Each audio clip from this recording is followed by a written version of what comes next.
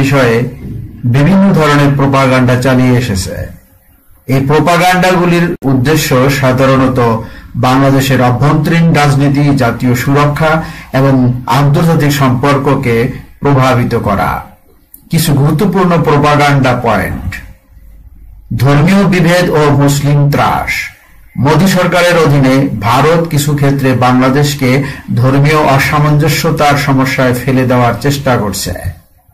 বিশেষ করে কিছু সময় ভারতীয় মিডিয়া বাংলাদেশের ধর্মীয় সংখ্যালঘুদের নিরাপত্তা ও অধিকার নিয়ে উদ্বেগ প্রকাশ করছে। যদিও বাংলাদেশের সরকার এই বিষয়গুলোর প্রতি দৃঢ় অবস্থান গ্রহণ করে এসেছে। এ ধরনের অভিযোগ ধর্মীয় বিভেদের উস্কানি দেয় এবং বাংলাদেশের অভ্যন্তরীণ রাজনৈতিক পরিস্থিতি অস্থিতিশীল করতে সহায়তা করে। রোহিঙ্গাদের বাংলাদেশে আশ্রয় দেওয়ার পর ভারত কখনো কখনো বাংলাদেশের ভূখণ্ডে রোহিঙ্গাদের অনুপ্রবেশের বিষয়ে উদ্বেগ প্রকাশ করেছে এবং এই বিষয়ে বাংলাদেশকে চাপ সৃষ্টি করেছে। ভারতের মতামত হল রোহিঙ্গাদের ফিরিয়ে আনার জন্য বাংলাদেশের উপর আন্তর্জাতিক চাপ তৈরি করা এবং বাংলাদেশের সীমানা অতিক্রমকারী রোহিঙ্গাদের নিয়ে অতিরিক্ত উদ্বেগের প্রকাশ করা। বিএনপি ও বিরোধী দলগুলোকে মদদ দেওয়া। মোদী সরকারের কিছু রাজনৈতিক ও কূটনৈতিক কর্মকাণ্ডে বাংলাদেশের বিরোধী দলগুলোর প্রতি সমর্থন দেওয়ার প্রচেষ্টা ছিল।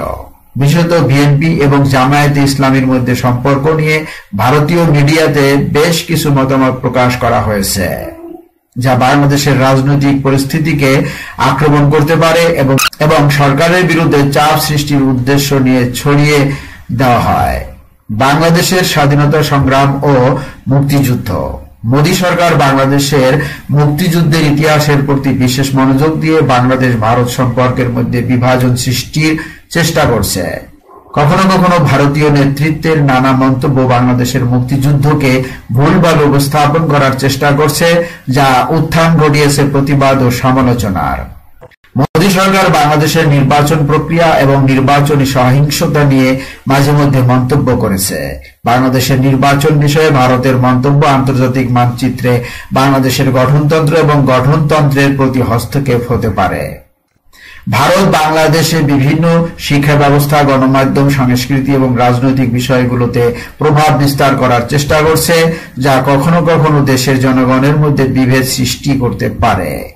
এর ফলে ভারতের পক্ষ থেকে বাংলাদেশকে বিদেশি সংস্কৃতি এবং রাজনৈতিক ধারণার দিকে ঠেলে দেওয়ার প্রভাব হতে পারে। ভারত বাংলাদেশের সাথে চীনের সম্পর্কের উপরও নজর রাখছে এবং বিভিন্ন সময়ে তাদের নিরাপত্তা সংক্রান্ত উদ্বেগ প্রকাশ করছে।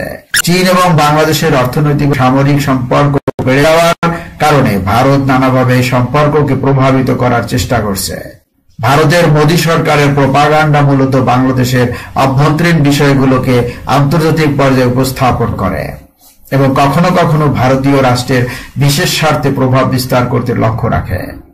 তবে বাংলাদেশের সরকার শক্তিশালী কূটনৈতিক ব্যবস্থা এবং আন্তর্জাতিক সম্পর্কের মাধ্যমে এই ধরনের প্রচেষ্টার মোকাবিলা করে যাচ্ছে।